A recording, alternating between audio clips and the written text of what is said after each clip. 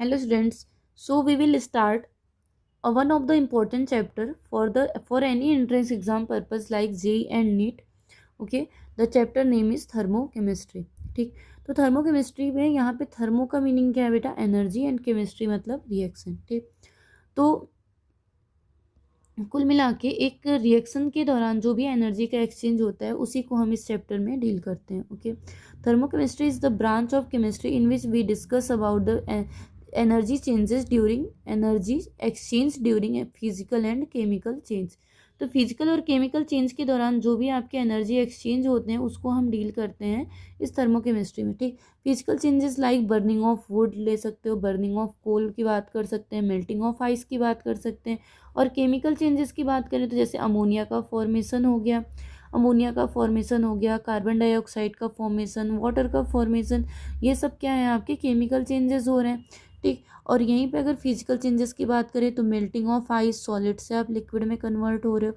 तो ये हम किस ब्रांच में डील करते हैं बेटा, इसके दौरान जो भी एनर्जी का चेंज होता है वो किस में डील करते हैं हम, थर्मोकेमिस्ट्री के ब्रांच में. ओके, देखो, अगर यही हीट एक्सचेंज अगर आप डील करते हो, यही हीट एक्सचेंज अगर आप डिस्कस करते हो at constant pressure, heat exchange आप कांस्टेंट प्रेशर पे अगर डिस्कस करोगे तो वो होता है enthalpy, that is known as change in enthalpy. And heat exchange at constant volume is known as change in internal energy. Okay, heat exchange ये हम थर्मोडायनेमिक्स पार्ट में प्रूव करते हैं with the help of first law of thermodynamics, that is heat exchange at constant volume is equal to change in enthalpy, and heat exchange eight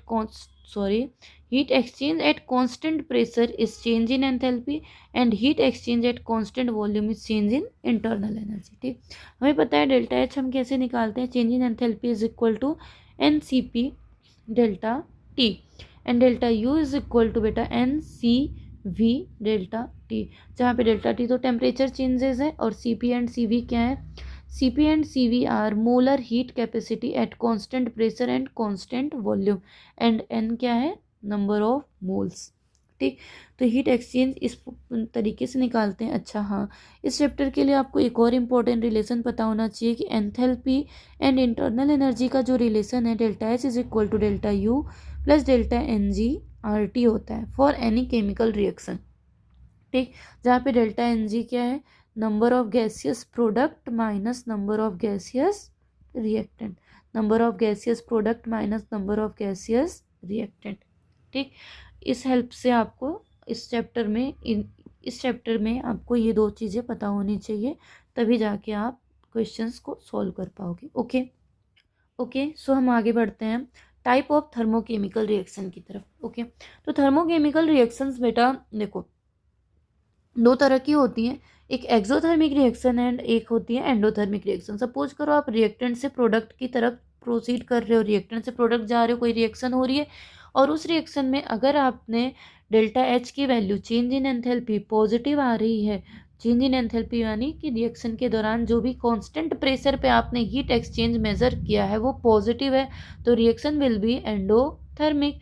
and अगर delta H आपने जो major किया वो negative आ रहा है तो रिएक्शन कैसी होगी, एक्सोथर्मिक. ओके, अब एंडोथर्मिक और एक्सोथर्मिक जैसा कि नाम में ही क्लियर है, एक्सो बाहर निकलना, रिलीज होना, और हम केमिस्ट्री में जानते हैं कि रिलीज जो भी चीज़ें होती हैं वो कैसी होती हैं बेटा, निगेटिव होती हैं. और एंडो मतलब अंदर आना मतलब एब्जॉर्ब होना, और जो भी चीज़ें हम केमिस्ट्री में जानते हैं अगर हमारे पास एनर्जी आ रही है तो वो पॉजिटिव होगी और एनर्जी बाहर जा रही है तो फिर निगेटिव होगी. ठीक, रिलीज हो रहा है तो कम, एब्जॉर्ब हो रहा है तो ज़्यादा. ठीक, अब देखो एक्सोथर्मिक का कर्व आपने कैसे बनाया है, पोटेंशियल एनर्जी डायग्राम कैसे बनाओगे आप, potential energy versus reaction progress. यहाँ पे सपोज करो रिएक्टेंट यहाँ पे था, प्रोडक्ट यहाँ पे था, आप रिएक्टेंट से प्रोडक्ट की तरफ गए. ठीक, तो रिएक्टेंट से प्रोडक्ट में जा रहे हैं तो हम देख पा रहे हैं कि प्रोडक्ट की एनर्जी क्या है, रिएक्टेंट के कंपैरिजन में कम है, तो प्रोडक्ट की एनर्जी कम है रिएक्टेंट से, हमें पता है हम फाइनल माइनस इनिशियल करते हैं, प्रोडक्ट की एनर्जी कम है रिएक्टेंट से. ठीक, और हमें एंथैल्पी निकालना है तो हम प्रोडक्ट की एंथैल्पी माइनस रिएक्टेंट की एंथैल्पी करेंगे, ये कैसा आएगा, निगेटिव आएगा. दैट मीन्स ये एक्सोथर्मिक रिएक्शन है. ओके, ये डेल्टा एच आप कहाँ से इस कर्व में कहाँ पे दिखाओगे डेल्टा एच, ये सिंबल देखो, यहाँ से यहाँ तक की जो वैल्यू है ना, ये एंथैल्पी चेंज डेल्टा एच है, ठीक। और अगर आप एक्टिवेशन एनर्जी की बात कर रहे हो, एक्टिवेशन एनर्जी रिएक्टेंट के लिए, तो ये रिएक्टेंट की एक्टिवेशन एनर्जी, और प्रोडक्ट की एक्टिवेशन एनर्जी कहाँ से होगी, यहाँ से। दिस इज प्रोडक्ट की एक्टिवेशन एनर्जी, और ये किसकी है बेटा, रिएक्टेंट की एक्टिवेशन एनर्जी, ठीक। यानी फॉरवर्ड डायरेक्शन और बैकवर्ड डायरेक्शन। ओके, होप आपको ये बात समझ में आई होगी, ठीक। नेक्स्ट एंडोथर्मिक में बात करते हैं। तो एंडोथर्मिक में हमें दिख रहा है डेल्टा एच पॉजिटिव है। पॉजिटिव कब आएगा, जब प्रोडक्ट की एनर्जी ज़्यादा होगी रिएक्टेंट से। तो प्रोडक्ट लीजिए, प्रोडक्ट की एनर्जी दिखा दीजिए यहाँ पे, प्रोडक्ट की एनर्जी ये रही, रिएक्टेंट की एनर्जी ये रही, ठीक। सिंस प्रोडक्ट की एनर्जी ज़्यादा है, this one is endothermic reaction. और ये रही आपकी एनर्जी एब्जॉर्ब, ये रहा डेल्टा एच, जो कि किस साइन के साथ आएगा, पॉजिटिव।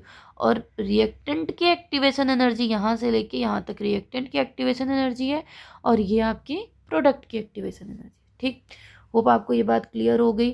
तो एंडोथर्मिक और एक्सोथर्मिक पहचानना सबसे पहले ज़रूरी होता है। और दूसरी चीज़ बेटा, कुल मिला के क्या बात हुई कि डेल्टा एच अगर निगेटिव आ रहा है तो एक्सोथर्मिक, डेल्टा एच पॉजिटिव होगा तो रिएक्शन कैसी होगी, एंडोथर्मिक।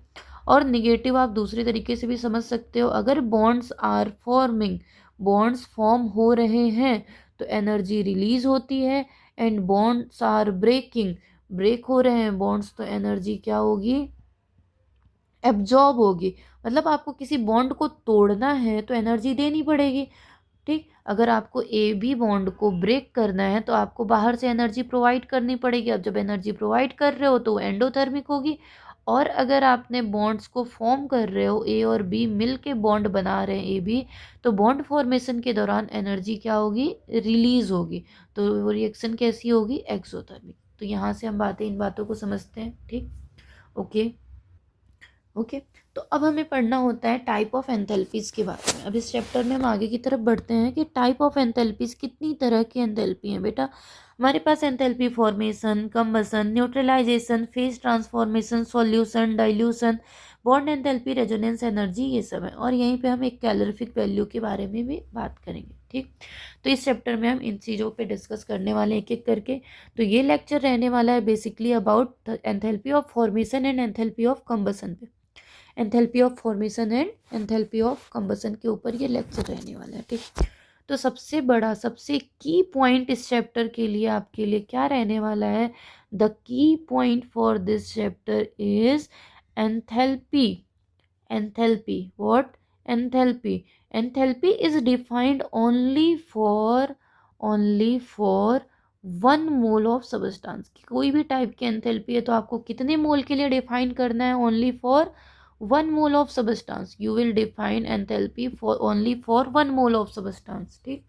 जैसे मैं अगर फॉर्मेशन की बात करूं तो कितने मोल के लिए बात होगी, 1 मोल के लिए। कंबसन भी बात करूं तो 1 मोल, न्यूट्रलाइजेशन भी 1 मोल, फेज ट्रांसफॉर्मेशन भी 1 मोल, सॉल्यूशन, डाइल्यूशन, ये सब कितने मोल के लिए बात होंगी, 1 मोल के लिए, ठीक। ओके, तो स्टार्ट करते हैं enthalpy of formation. Okay, standard enthalpy of formation आप कैसे डिफाइन करोगे, ठीक।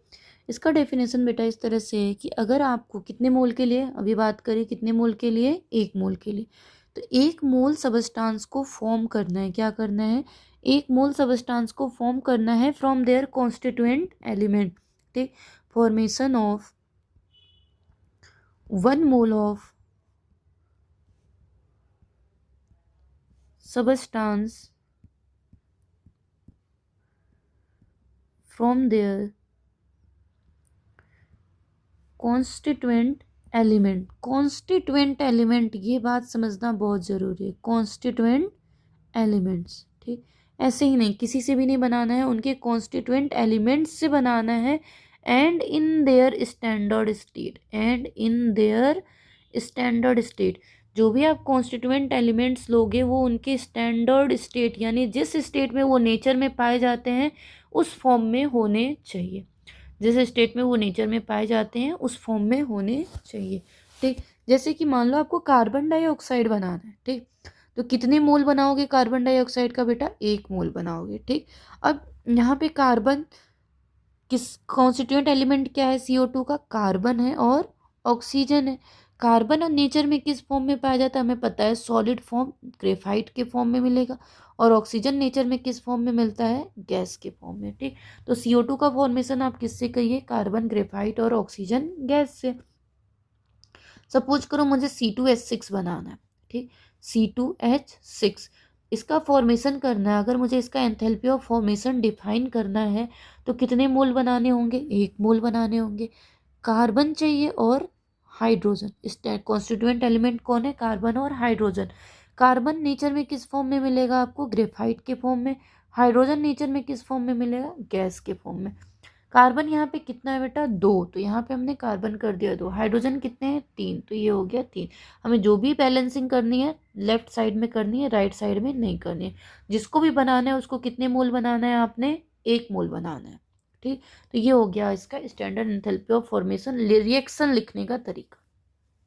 ठीक, अब देखो करना क्या है, एक बात आपको और ध्यान रखनी होगी। अब कैलकुलेशन में एंटर करने से पहले आप एक बात समझ लो कि स्टैंडर्ड कंडीशन का क्या मतलब है। स्टैंडर्ड कंडीशन का मीनिंग होता है सिंपल सा कि 1 bar pressure and 298 kelvin temperature, 25 degree centigrade temperature and 1 bar pressure. ठीक, अगर आपके पास एक्वस सॉल्यूशन है ना, एक्वस सॉल्यूशन, तो उस केस में 1 मोलर कॉन्सेंट्रेशन ले सकते हो। कॉन्सेंट्रेशन कितना लेना है, 1 मोलर, एंड प्रेशर कितना होगा, 1 बार प्रेशर। टेम्परेचर वेरी कर सकता है लेकिन कॉन्सेंट्रेशन 1 मोलर होना चाहिए फॉर स्टैंडर्ड कंडीशन। ओके, ठीक, अब क्या करते हैं बेटा, देखो अभी कैलकुलेशन में आगे बढ़ने के पहले आपको और भी 2-3 बातें समझनी होंगी कि अगर मैं बात करूं जो चीज़ नेचर में एज इट इज़ पाई जा रही है, जैसे ऑक्सीजन नेचर में O2 के फॉर्म में मिलेगा, हाइड्रोजन नेचर में H2 के फॉर्म में मिलेगा,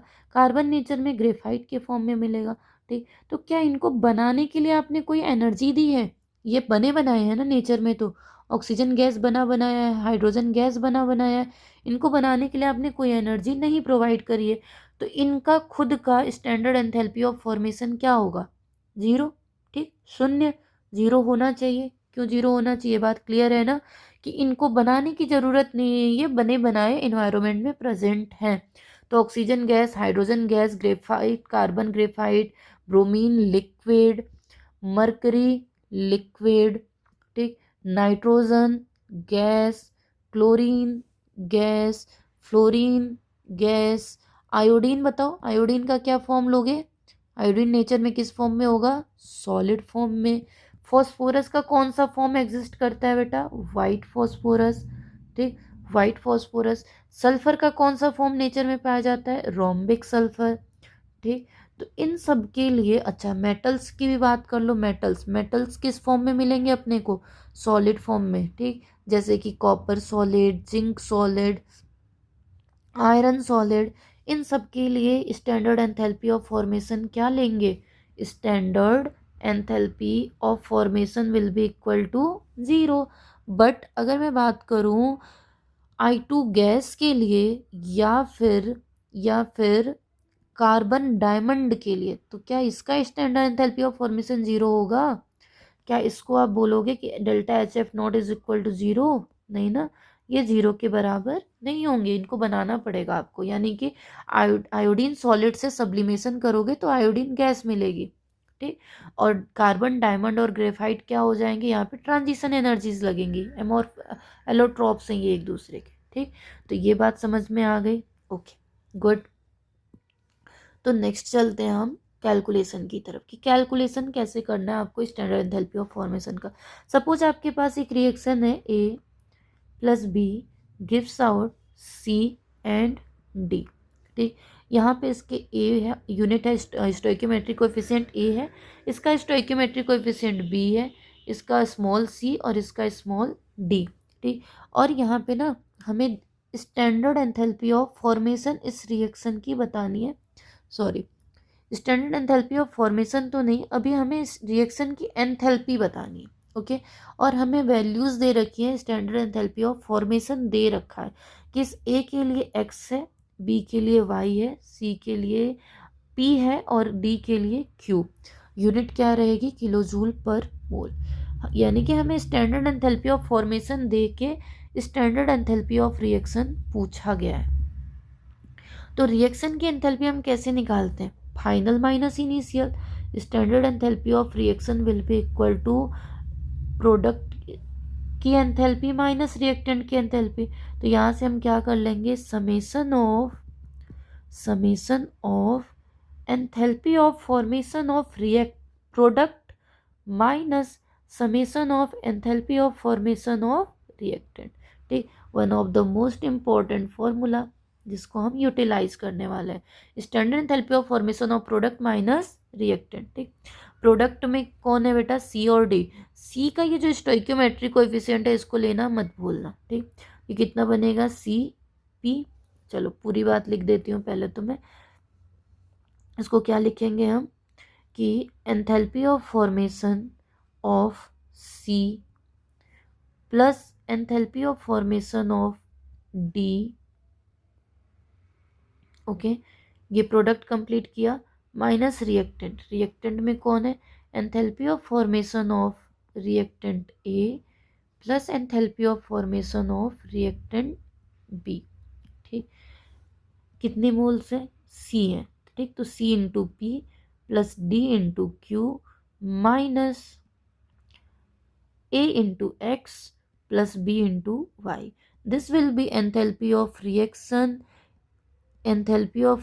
from the given information of enthalpy of formation for the above reaction. Okay, ठीक, ये समझ में आ गया। This is one type of question. Enthalpy of formation के बेसिस पे ये पहला टाइप ऑफ क्वेश्चन रहा, जिसमें आप क्या यूज करोगे, formation of product minus formation of reactant. दूसरा क्वेश्चन मान लो बेटा, मैंने बोला है कि आप ना C3H8 का फॉर्मेशन करना है, C3H8 का फॉर्मेशन करना है और इसकी एंथैल्पी ऑफ फॉर्मेशन आपको बतानी है। C3H8 का एंथैल्पी ऑफ फॉर्मेशन बताना है आपको। ठीक, और मैंने वैल्यूज दे रखी हैं कि प्रोडक्ट की एनर्जी जो है वो है something x kilo joule per mole. ठीक, और ये किससे बनेगा, पहले बनेगा कार्बन। ठीक, बस इतना ही दे रखा है कि एंथैल्पी ऑफ फॉर्मेशन बताना है C3H8 के लिए, और C3H8 की एनर्जी है x kilo joule per mole. ठीक, तो अगर ये C3H8 बनाना है आपने तो कितने मोल बनाओगे, 1 मोल। किससे बनाओगे, carbon standard state graphite plus hydrogen standard state H2 gas. कितने हाइड्रोजन, 4 हाइड्रोजन। कितने ग्रेफाइट, 3 ग्रेफाइट। ठीक, अब देखो, अगर आपको एंथैल्पी ऑफ फॉर्मेशन बताना है तो आप क्या करना चाहिए अपने को, प्रोडक्ट माइनस रिएक्टेंट। ठीक, प्रोडक्ट की एनर्जी तो है अपने पास कितनी, x। ठीक, अच्छा, दूसरा एक बात ये भी समझने की कोशिश करो कि ये जो रिएक्शन है, ये रिएक्शन ही किसकी है, ये जो रिएक्शन है C3H8 की, वो स्टैंडर्ड रिएक्शन किसके लिए है, फॉर्मेशन के लिए। यानी रिएक्शन की enthalpy he standard enthalpy of formation हो गई। ठीक, इसको कैसे निकालते हैं, प्रोडक्ट माइनस रिएक्टेंट से। प्रोडक्ट की एनर्जी तो 1 इंटू एक्स हो गई, रिएक्टेंट की कोई एनर्जी है क्या, आप बताओ। रिएक्टेंट कार्बन तो एज इट इज़ मिलेगा, हाइड्रोजन भी एज इट इज़ मिलेगा, तो इनका कोई फॉर्मेशन एंथैल्पी है ही नहीं। ठीक, तो फॉर्मेशन इनका करने का कोई मीनिंग ही नहीं बनता। तो हम अगर इस रिएक्शन को इस फॉर्म में भी लिखना चाहे कि standard enthalpy of formation of product minus reactant. ठीक, तो प्रोडक्ट देखो, फॉर्मेशन ऑफ प्रोडक्ट कितना हो रहा है आपका, x किलो जूल पर मोल, और रिएक्टेंट की कोई एनर्जी है, फॉर्मेशन एनर्जी नहीं ना, तो वो हो गया 0। तो जो एंथैल्पी ऑफ रिएक्शन है यानी x किलो जूल पर मोल, वही एंथैल्पी ऑफ फॉर्मेशन हो गई।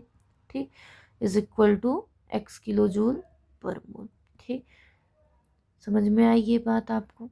ओके, नेक्स्ट चलते हैं हम स्टैंडर्ड एंथैल्पी ऑफ कंबसन की तरफ। कंबसन मतलब अब कंबसन करना है तो कितने मोल का कंबसन करेंगे, ओनली 1 मोल का। कितने मोल का कंबसन, 1 मोल का। कार्बन के 1 मोल का कंबसन करना है आपको। कार्बन ऑक्सीजन के साथ मिलके क्या बना देगा, मान लो कंबसन किसके प्रेजेंस में होता है, ऑक्सीजन के प्रेजेंस में। ठीक, कार्बन का स्टैंडर्ड स्टेट अगर ग्रेफाइट है, ऑक्सीजन से मिलके वो क्या बना देगा, CO2। ठीक, तो ये आप एक तरह से ये भी बताओ क्या ये फॉर्मेशन हो रहा है। ठीक, ये तो CO2 का फॉर्मेशन भी है और इसको आप CO2 का कंबसन भी बोल रहे हो। तो यहाँ पे क्या मैं ऐसा बोल सकती हूँ कि standard enthalpy of formation is equal to standard enthalpy of combustion of CO2। ठीक, दोनों आपस में क्या है, बराबर है। ठीक, तो कंबसन को कैसे डिफाइन करोगे कि combustion of 1 mole enthalpy energy released during the combustion of 1 mole of substance. 1 mole of substance is known as standard enthalpy of combustion. ठीक, तो अगर आपको इसका न्यूमेरिकल सॉल्व करना है ना, रिएक्शन की एंथैल्पी निकालनी है कंबसन की हेल्प से, तो आप क्या यूज करोगे, combustion of reactant minus combustion of product. ठीक, combustion of reactant minus combustion of product, और फॉर्मेशन के हेल्प से अगर रिएक्शन की एंथैल्पी निकालनी थी तो आपने ऊपर क्या यूज किया था, formation of product minus formation of reactant, product minus reactant. ठीक, तो इसी को हम यूटिलाइज करने वाले हैं अभी इस क्वेश्चन में। ठीक, देखो मान लो अपने पास ये क्वेश्चन था ए, जो अभी हमने ऊपर किया, बी सी डी, इसका आपको रिएक्शन की एंथैल्पी मान लो x किलो जूल पर मोल दी हुई है, x किलो जूल पर मोल एंथैल्पी दी हुई है। ठीक, और यहाँ पे ना आपको कंबसन की इंफॉर्मेशन दिए हैं कि जो स्टैंडर्ड एंथैल्पी और कंबसन ए का है वो है तुम्हारा 2 किलो जूल पर मोल, और बी भी कितना है, बी का अमाउंट सपोज करो 3 किलो जूल पर मोल, सी का पूछा जा रहा है और डी का अमाउंट है 4 किलो जूल पर मोल। ठीक, तो अब आप कैसे फाइंड आउट करोगे डी का, तो अभी मैंने बताया कि अगर आपको standard enthalpy of reaction with the help of combustion निकालना है तो क्या करोगे, combustion of reactant minus combustion of product, reactant minus product. Reactant की एनर्जी जरा देखो, कंबसन एनर्जी कितनी हो रही है, 2 इंटू ए प्लस 3 इंटू बी माइनस सी का आपको निकालना है, सी के लिए आपको एंथैल्पी फाइंड आउट करना है। ठीक, इसको आप सपोज कर लो ये वाई है। ठीक, तो ये हो गया C into Y plus 4 into D, और एंथैल्पी ऑफ रिएक्शन क्या दे रखी है बेटा, एक्स।